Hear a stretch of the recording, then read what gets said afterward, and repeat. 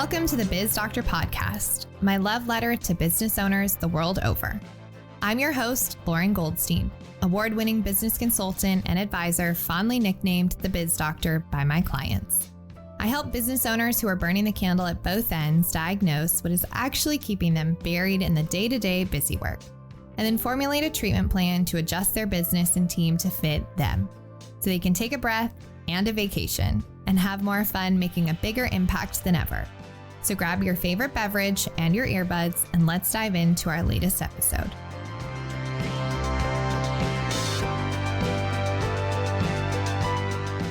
I was catching up with a friend the other day and we were swapping war stories about this company we were both familiar with. Me from a front end as a customer, her from the back end as someone that was working with them as a partner. And we were specifically discussing a common challenge that a large number of businesses have, which is revenue. Well, let me be more specific, profitability. Revenue, of course, is what comes in the door. Profitability is what's left after overhead. Now, we were talking about how this particular company, whom we've both unfortunately parted ways from, is really struggling with consistent revenue. Now, we had a chuckle because as two COOs, we can immediately see the symptoms that is causing this disease of inconsistent revenue. And it's something that I see a lot of businesses do, unfortunately, which is why I want to talk about it today. So instead of doing the smart thing and investing in the customers that this company already has, and trust me, it's in the thousands. If I'm being candid, they have a pretty underwhelming customer journey. So they spend tens of thousands of dollars a month in customer acquisition, but have a churn rate of, I would guess, probably 80%. I know, that is shocking, right? But here's the sad thing. I was thinking about this, and I think that if most businesses sat down to look at their own churn rate, it might be really close to 82. Think about it this way. How many of your customers or clients continue to buy from you after you've delivered on their initial purchase? If you're like most, the answer would be somewhere in the, I would guess, 1 out of every 5. Now, if you think about how much it costs to get that one person who stayed for a tiny moment in time, is it any wonder why businesses are not more profitable or are lacking in consistent revenue? This is a subject that I get really fired up about. And this is something that I spend a large portion of my time with clients on to help them find the hidden gold veins or assets in plain sight that are in their business. And more than that, what we really look at is profitability, concentrated risks, and revenue cliffs, which are the 3 things I want to dive into more today. The first place I want to start is with profitability. I know it's a buzzword, yet I think it's one of the most misunderstood parts of business. Sure, at the surface, it's simply your revenue minus expenses, and that's your profits. But I want to talk about entrepreneurial profitability. This is the amount that continues to pay you after you've delivered your service. Now, I don't think you'll find this in any financial book, but it's something that I like to talk about with my clients that goes back to the lifetime value of a customer. See, when you sell a service to a customer and deliver it, you're making profits and revenue initially. But what we forget about is the lifetime profitability of that client. Let me suss this out with a made-up example scenario with simple numbers. Let's say Jessica buys a product for $1,000, but that's the only product she buys. It costs you $300 to deliver the product, so your profitability is $700. That's a great profit margin. Now, let's say that because you know it's about the back-end revenue just as much as the front end, and honestly, I think back-end revenue is more valuable than front-end, but I'll save that for a different episode. You delivered outstanding service to Jessica, and although she churned, she referred a client to you that also bought the $1,000 product. Woo-hoo! Let's celebrate that. The difference here is that it only costs you $200 to deliver because you didn't have the marketing spend. So this customer actually was an $800 profit. And crazy enough, when you do the math, that means your first client, Jessica, has now become almost 100% profitable. Now, math majors, don't come after me. I'm making a larger point here. The point here I'm making is that there is a huge gold vein in your business, and it comes in the form of back-end revenue, aka being able to keep the customers you already have in your ecosystem by having them invest in other products or services that they will continue to need after the initial investment. By continuing to serve the people you already have, not just set it and forget it after they say yes, you not only have a bigger impact with them, and your bottom line, but you're having raving customers who love the work you do with them. So you have another stream of income coming in from referrals that they give to you, which makes your job so much easier. Now, this leads me into the second and very related topic of today, revenue cliffs. A revenue cliff is simply a point in your business where the customer falls off and there's nothing left for them to invest in. Now, in some businesses, this might seem inevitable, but I like to get creative with my clients and build bridges and parachutes. So when you look at your customer journey, ask yourself where your cliffs are, those places where there's nothing to support them after you provide the service they initially bought. Now that you know where the revenue cliffs are, it's time for a little strategic exercise. Like playing chess, take some time to think about where they will be after you support them and what they will need next. I'll give you an example. For me and Golden Key, after we do a diagnostic with a business owner to show them what is preventing them from really getting out from under their business so they can go from business operator to visionary business owner, we know that more times than not, they will need a team and leadership tune-up. So that means a lot of times they step into Golden Key Advisory so that we can support them with how to hire those key people, how to lead the team without getting sucked back into the trenches, and also help them create another stream of revenue that is not dependent on their time as the primary service provider. The keywords here are we're helping business owners achieve freedom and leverage, not to mention more profitability. I'll use a real-life client example here to really hit this home. I had a client come to me, we'll call her Alicia. She, like most of my clients, had a 7-figure business, but was the primary service provider and was tired. She was not only on the verge of burnout, but she was lonely at the top trying to figure out how to grow more without losing her gosh darn mind. So we did, of course, a diagnostic. I went through our signature diagnostic framework of the 5 Ps: people, aka your team; process, aka your operations; product, aka fulfillment; profit, aka financials; and promotion, aka sales and marketing. When we were in her fulfillment and financials, I recognized a revenue cliff. Once she was aware of it, we took about 45 minutes to brainstorm a few ways for her to serve her clients and mitigate this cliff.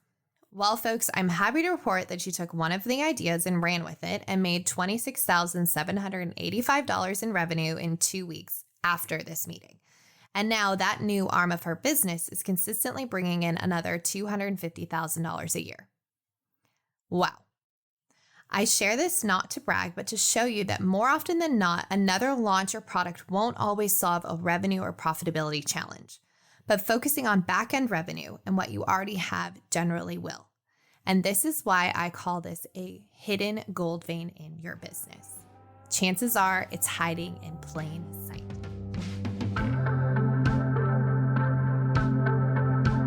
Before we dive into the next bit, I want to take a second to share with you something that I've seen drastically change businesses and teams for the better. Imagine waking up every morning with a team that knows exactly what is expected of them and how to achieve success without you having to micromanage them. Imagine how much time and dollars you will save by hiring the right team member from the start.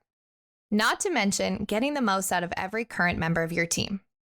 That is what's possible with our tried and tested tool, the Golden Key Scorecard. The scorecard is a simple, impactful, and fillable tool for managing your team, ditching inefficiency, and I guarantee will help you stop playing whack-a-mole chasing team docs all over the place. It's as easy as filling out a form. If you want to get out from under your business, shifting from business operator to business owner, and take your business to the next level while reclaiming your time, then our Golden Key Scorecard is just the ticket. Our scorecard provides the time-tested framework and process to get you and your team out of the weeds and into a well-oiled machine that can scale without you. It's time for you to run your business instead of the other way around. Become an expert in this critical piece of the foundation to creating a high-performing team. Download the Golden Key Scorecard for free at goldenkeypartnership.com/go. Now back to the show.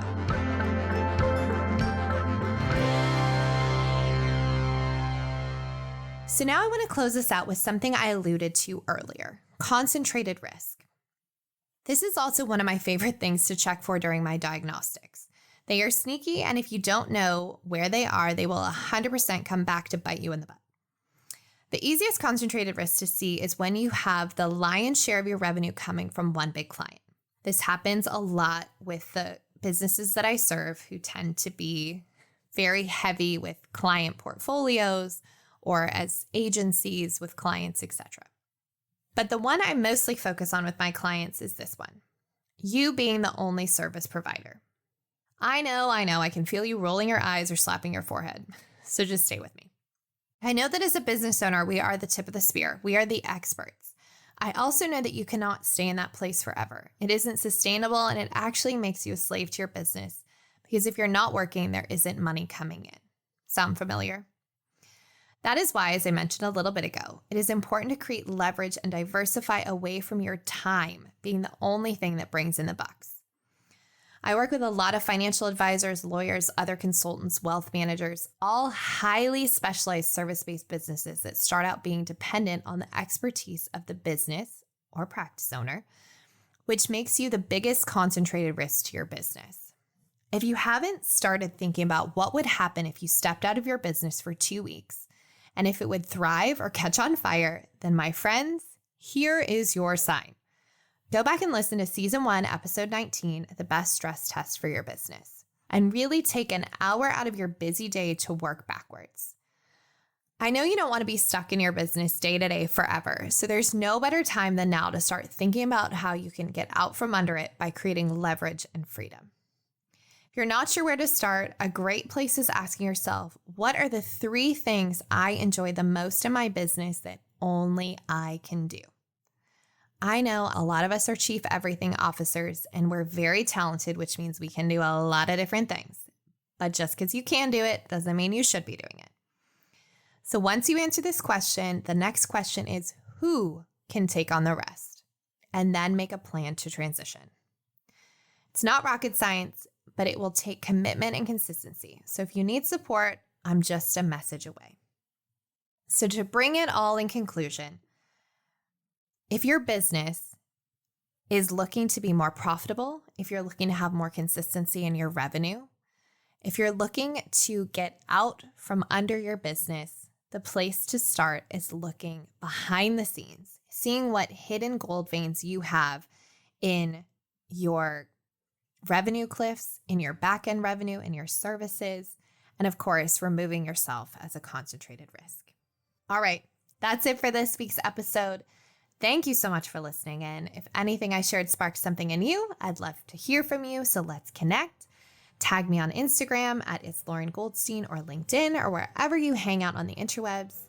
Also, please don't forget to subscribe so you're the first to get notified when our next episode is live and ready for your ears. Thanks so much for listening. Until next time.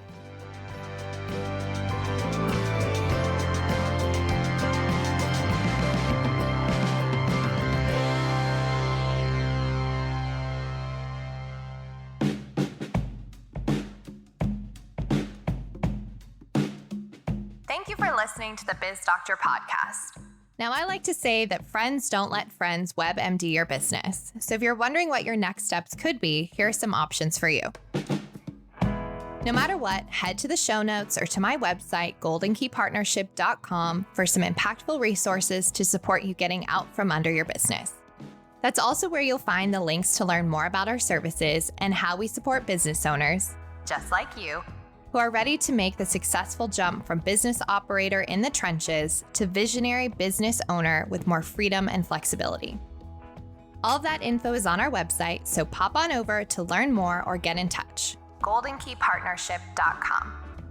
Finally, if you love the Biz Doctor podcast, I'd be so grateful if you would share it with your friends and network and give us a 5-star rating or review wherever you listen to your podcast.